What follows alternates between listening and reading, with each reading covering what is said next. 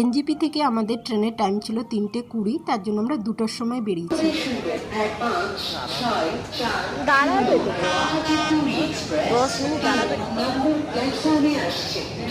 ট্রেনটা 12 মিনিট লেটে আসছে।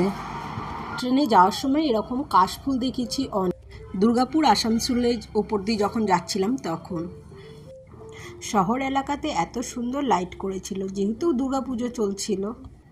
এখন বাজে ভোর 5টা, আমরা পৌঁছে গেলাম পুরী স্টেশনে। স্টেশনে নেমেই যেটা হয়, কোন দিকে যাব বুঝতে পারি না, তো মানুষগুলো যেদিকে যাচ্ছিল আমরাও সেদিকে যাচ্ছিলাম। ঘর থেকে পুরীর হোটেল পর্যন্ত আমাদের 28 ঘন্টার জার্নি ছিল, যেহেতু 2 ঘন্টা ট্রেন লেট ছিল।